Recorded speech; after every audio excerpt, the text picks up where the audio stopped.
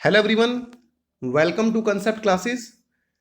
आज हम केमिस्ट्री का एक नया चैप्टर शुरू करने वाले हैं जिसका नाम है एटम्स एंड मॉलिक्यूल्स। तो स्टूडेंट्स, ये चैप्टर बहुत इंपॉर्टेंट है। ये केमिस्ट्री का एक तरीके का बेस है। यहाँ पे अगर आप 11th में नॉन मेडिकल या मेडिकल मतलब अगर आप साइंस स्ट्रीम चूज करते हो तो वहां पे आपको केमिस्ट्री में कुछ बेसिक चीजों की नॉलेज होनी चाहिए जो इस चैप्टर में आपकी कवर होंगी।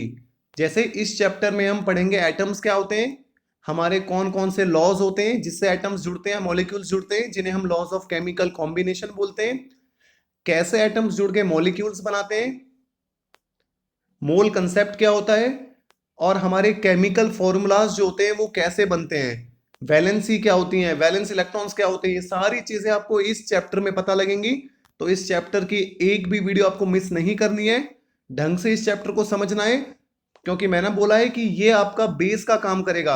अगर आपने केमिस्ट्री में ये टॉपिक्स नहीं किए, इस चैप्टर के टॉपिक्स नहीं किए तो आपने कुछ नहीं किया एक तरीके से।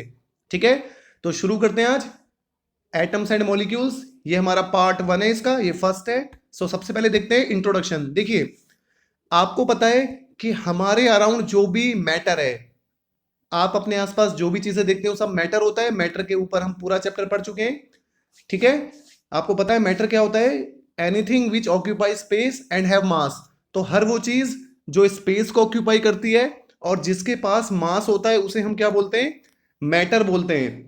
तो देखिए, जो महर्षि कनद थे, तो महर्षि कनद ने क्या बोला है कि अगर हम किसी भी मैटर को तोड़ना शुरू करते हैं, ठीक है, अगर हम किसी भी मैटर को लेते हैं, जैसे आपने एक चौक को ले लिया, आप उसे तोड़ते हो स्मॉल पीसेस में और आप लगातार उसको तोड़ते जाते हो, तो फाइनली एक ऐसी स्टेज पे आप पहुंच जाओगे कि आप उसको फर्दर ब्रेक नहीं कर पाओगे। ठीक है, मींस मैं आपको ये बोल रहा हूं, आप कोई भी मैटर ले लो, आप उसके छोटे छोटे पीस करना शुरू करो तो आप एक ऐसी स्टेज पे जाके पहुंच जाओगे जहां पे आप उसको फर्दर ब्रेक नहीं कर पाओगे।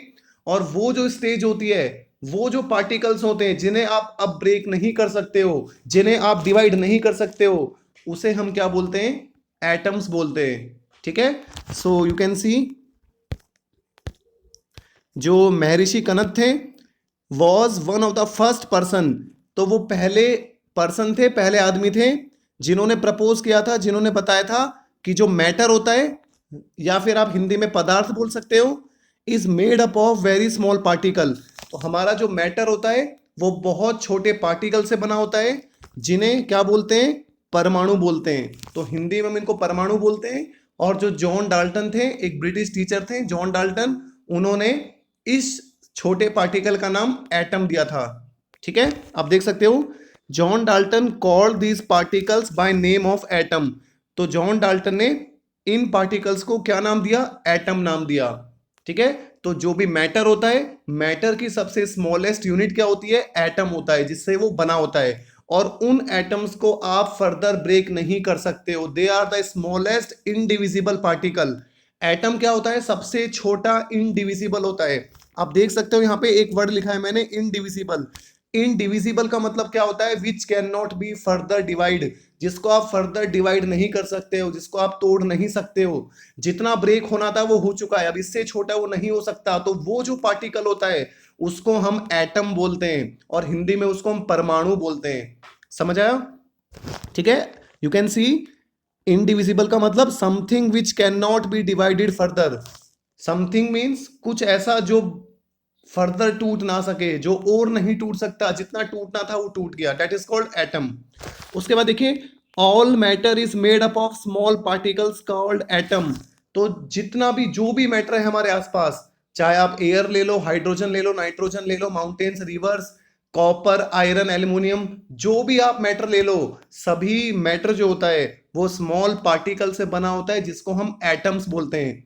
और कई बार क्या होता है, जो सबसे स्मॉलेस्ट पार्टिकल होते हैं मैटर के, वो मॉलिक्यूल्स होते हैं। फॉर एग्जांपल, अभी आप वैसे आगे भी स्टडी करोगे, जैसे हाइड्रोजन जो गैस होती है, हाइड्रोजन गैस किससे बनी होती है, मॉलिक्यूल से बनी होती है, एटम से बनी नहीं होती, गैस के मॉलिक्यूल्स होते हैं। ठीक है, इसी तरीके से जो ऑक्सीजन होती है, O2 जिसे हम बोल देते हैं, वहां भी हमारे मॉलिक्यूल्स होते हैं जो सबसे छोटी यूनिट होते हैं। इसी तरीके से नाइट्रोजन गैस हो गई, नाइट्रोजन में भी जो सबसे स्मॉलेस्ट पार्टिकल होता है वो एटम नहीं होता, मॉलिक्यूल होता है।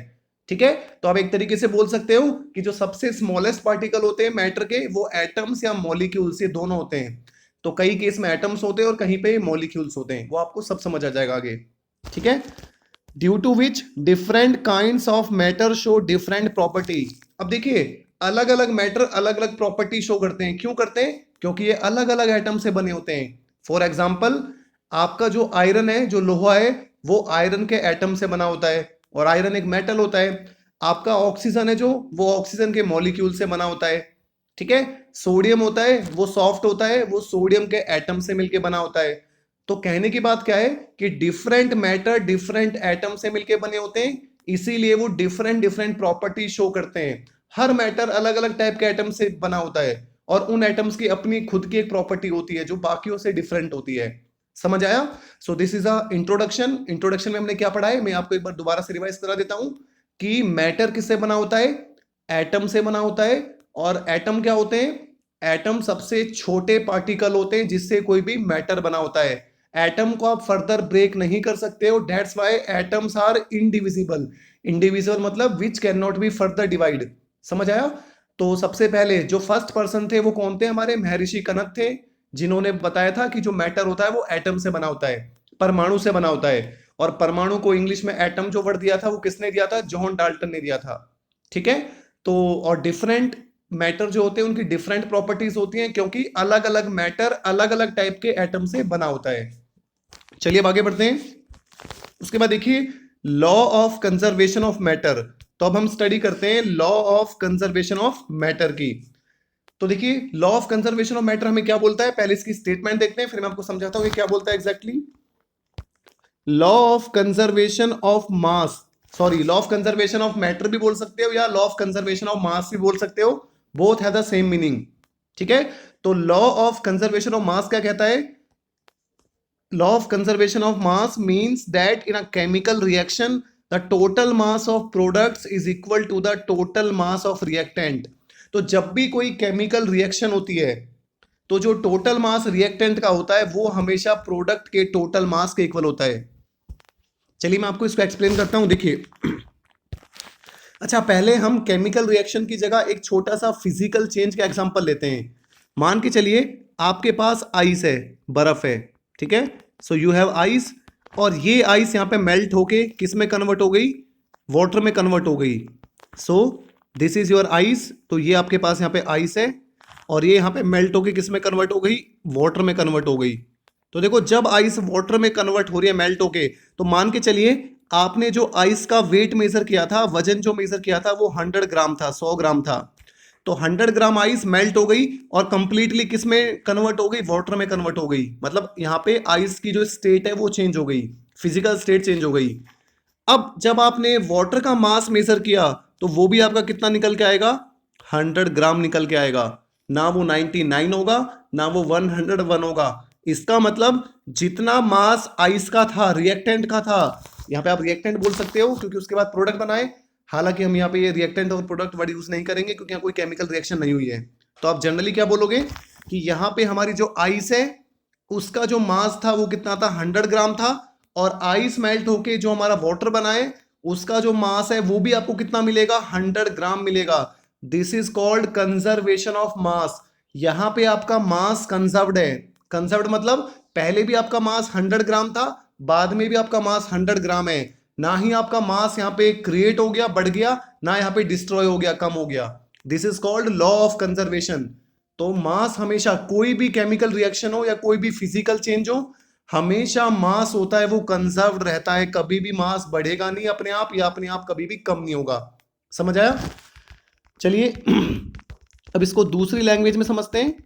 सो you can see there is no change in mass during a chemical reaction. तो किसी भी केमिकल रिएक्शन में मास कभी भी चेंज नहीं होता। अगर कोई केमिकल रिएक्शन होती है, ठीक है, तो जितना मास रिएक्टेंट का होगा उतना ही मास प्रोडक्ट का होगा। मास can neither be created nor be destroyed. एक और डेफिनेशन आप देख सकते हो, matter is neither created nor destroyed in a chemical reaction. तो किसी भी केमिकल रिएक्शन में जो मैटर होता है वो ना ही क्रिएट होता ना ही डिस्ट्रॉय होता। ऐसा नहीं होगा कि आपने किसी रिएक्शन में 35 ग्राम सोडियम क्लोराइड को लिया है और वो बढ़ के 36 हो जाए या कम होके 34 हो जाए, कभी भी ऐसा नहीं होगा।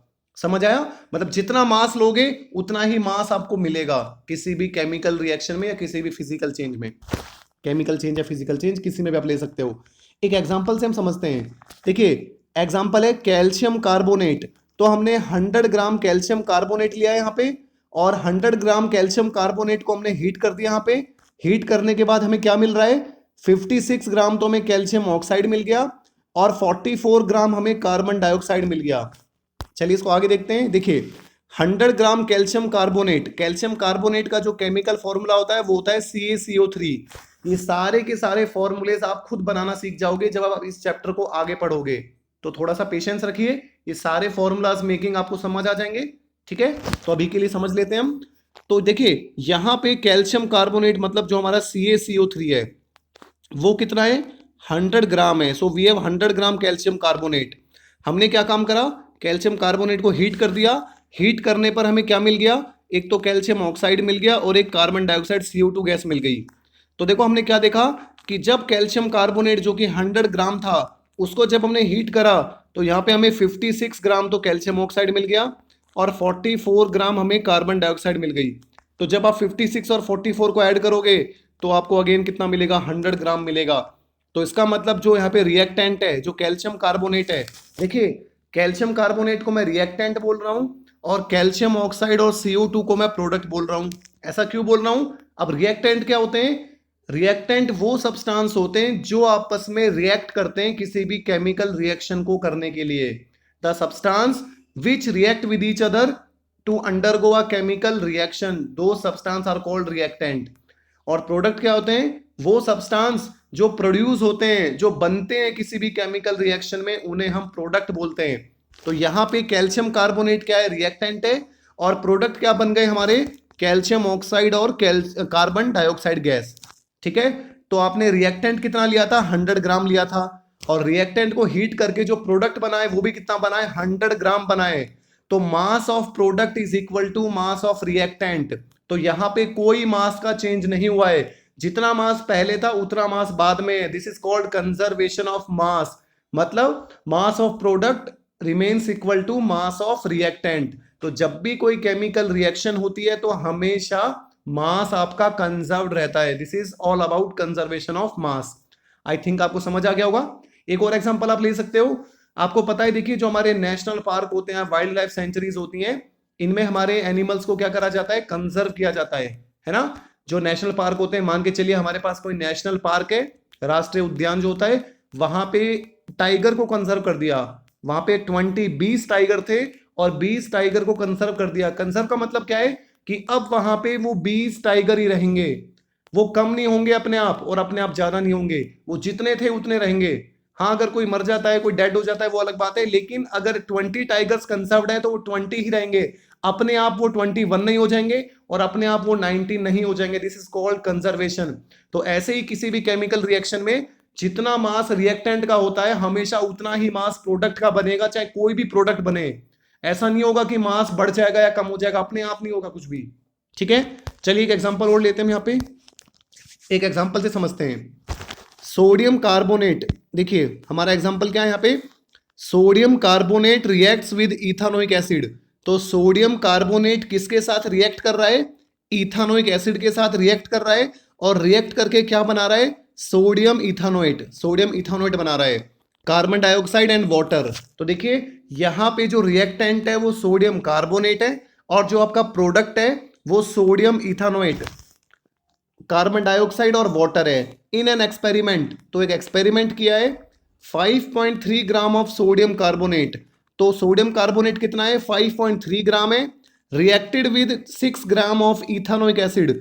तो हमारा जो 5.3 ग्राम सोडियम कार्बोनेट है वो कितने के साथ रिएक्ट कर रहा है, वो 6 ग्राम इथानोइक एसिड के साथ रिएक्ट कर रहा है, और रिएक्ट करके क्या बना रहा है, 8.2 ग्राम ऑफ सोडियम इथानोएट। तो 8.2 ग्राम सोडियम इथानोएट बना रहा है और 2.2 gram carbon dioxide and 0.9 gram water बना रहा है। तो show that this data verifies the law of conservation of मास। तो ये जो हमें डेटा गिवन है इस डाटा को पढ़ के हमें ये बताना है कि यहाँ पे लॉ ऑफ कंजर्वेशन ऑफ मास को ये वेरीफाई कर रहा है। समझ आया? तो हमें यहाँ पे लॉ ऑफ कंजर्वेशन को वेरीफाई करना है। तो आपको कुछ नहीं करना है, जो भी केमिकल रिएक्शन दी है वहां पे आपको रिएक्टेंट का मास देखना है और आपको प्रोडक्ट का मास देखना है। अगर mass of reactant equal to mass of product आ जाता है तो इसका मतलब यहाँ पे लॉ ऑफ कंजर्वेशन वेरीफाई हो रहा है। आप देख सकते हो। तो हमारे रिएक्टेंट कौन कौन है, पहले तो आप ये देखिए, sodium carbonate react with ethanoic acid. तो आपके रिएक्टेंट कौन कौन हो गए, एक तो सोडियम कार्बोनेट हो गया और एक आपका इथानोइक एसिड हो गया। अब आप उनके अमाउंट देख लो। तो सोडियम कार्बोनेट आपका कितना है 5.3 ग्राम और इथानोइक एसिड कितना है 6 ग्राम। तो देखिए मास ऑफ रिएक्टेंट कितना हो गया, mass of sodium carbonate plus mass of ethanoic acid. तो सोडियम कार्बोनेट का मास तो 5.3 है, इथानोइक एसिड का मास 6 है, 6 में 5.3 को ऐड करोगे तो कितना आ जाएगा 11.3 ग्राम। तो this is the mass of reactant. समझ आया? और ये रिएक्ट करके क्या क्या बना रहे हैं, तो ये जब आपस में रिएक्ट कर रहे हैं तो एक तो सोडियम इथानोइट बना रहे हैं, कार्बन डाइऑक्साइड और वाटर बना रहे हैं। तो प्रोडक्ट आपके क्या क्या हो गए, सोडियम इथानोइट आपका प्रोडक्ट हो गया, कार्बन डाइऑक्साइड आपका प्रोडक्ट हो गया, वाटर प्रोडक्ट हो गया। तो अब आप मास ऑफ प्रोडक्ट निकाल लो।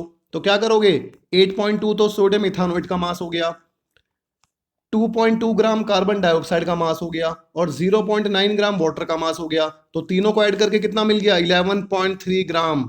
तो आप देख सकते हो इस केमिकल रिएक्शन में जितना रिएक्टेंट का मास है 11.3 उतना ही प्रोडक्ट का मास है। So mass of reactant equals to mass of product. So this chemical reaction verifies law of conservation of mass. I think आपको समझ आ गया। एक और प्रॉब्लम लेके चलते हैं। देखिए calcium carbonate decompose on heating to form calcium oxide and carbon dioxide. तो हमारा जो कैल्शियम कार्बोनेट है विच इज CaCO3, तो कैल्शियम कार्बोनेट को डिकम्पोज कर रहे हैं, हीट करके इसको तोड़ रहे हैं। डिकम्पोज का मतलब होता है तोड़ना। और किस किस में कन्वर्ट हो रहा है, एक तो कैल्शियम ऑक्साइड में प्लस यहाँ पे carbon dioxide which is CO2। ठीक है। अब देखो when 10 gram of calcium carbonate, तो कैल्शियम कार्बोनेट आपका कितना है यहाँ पे 10 ग्राम है। सो कैल्शियम कार्बोनेट हो गया आपका 10 ग्राम और 5.6 ग्राम कैल्शियम ऑक्साइड मिल रहा है। सो 5.6 ग्राम क्या मिल रहा है आपका कैल्शियम ऑक्साइड मिल रहा है। वो कह रहा है कि कार्बन डाइऑक्साइड कितना फॉर्म होगा, तो हमें CO2 का मास निकालना है। तो हमें नहीं पता, तो हमने मान लिया CO2 का मास यहाँ पे X है। आपको समझ आया? 10 ग्राम कैल्शियम कार्बोनेट को हीट करके कितना मिल रहा है हमें 5.6 ग्राम तो कैल्शियम ऑक्साइड मिल रहा है और हमें ये पता लगाना है कि CO2 का मास कितना होगा। तो सिंपल है, what you have to do, you have to apply law of conservation of mass in this equation. तो आपको रिएक्टेंट का मास इक्वल कर देना है किसके, प्रोडक्ट के मास के। तो आप देख सकते हो यहाँ पे रिएक्टेंट का मास आपका कितना है। So the mass of reactant here is 10। तो रिएक्टेंट का मास यहाँ पे 10 हो गया और प्रोडक्ट का मास कितना हो गया 5.6। तो आपका CaO कैल्शियम ऑक्साइड का है और कार्बन डाइऑक्साइड का मास पता नहीं, उसे X मान लो। तो यहाँ से X कैसे निकाल लोगे, 10 माइनस 5.6 कर दोगे। तो जब आप 10 में से 5.6 माइनस करोगे तो आपका X निकल के आ जाएगा 4.4 ग्राम। इसका मतलब यहाँ पे CO2 कितनी फॉर्म हो रही है 4.4 ग्राम। तो आप इजिली कैलकुलेट कर सकते हो। आपको करना क्या है, बस लॉ ऑफ कंजर्वेशन ऑफ मास लगा देना है। जितना मास रिएक्टेंट का होगा उतना प्रोडक्ट का होगा। तो प्रोडक्ट में आपको कोई भी पर्टिकुलर कंपाउंड का मास निकालना है, आप उसको X मान के निकाल सकते हो। ठीक है। तो आज हमने एटम्स एंड मॉलिक्यूल चैप्टर में इंट्रोडक्शन देखा है और हमने फर्स्ट लॉ करा है law of conservation of mass. Next video में हम पढ़ेंगे लॉ ऑफ कांस्टेंट कंपोजिशन या लॉ ऑफ कांस्टेंट प्रपर्शन। तो ये नेक्स्ट लॉ हम पढ़ेंगे, उससे एसोसिएटेड न्यूमेरिकल्स भी करेंगे। तो अगर आपको कोई डाउट होता है तो आप कमेंट सेक्शन में वीडियो के पूछ सकते हो या फिर आप व्हाट्सएप पे भी मुझसे आके अपना डाउट पूछ सकते हो। लेकिन स्टूडेंट्स एक बात का ध्यान रखना, ये चैप्टर बहुत इंपॉर्टेंट है। अगर इस चैप्टर को आप पूरे को ढंग से समझ जाते हो तो ये लगा लो आपने केमिस्ट्री का अपना अच्छा बेस तैयार कर लिया है। अब आप केमिस्ट्री को पढ़ने के लिए ढंग से प्रिपेयर हो चुके हो और मैं आपको एश्योर करता हूं कि ये चैप्टर आपको 101% अच्छे से समझ आएगा। बस आपको वीडियोस रेगुलर देखनी है और जो मैं क्वेश्चंस करवाता हूं या देता हूं आपको ढंग से करने हैं। Okay, thanks for watching the video.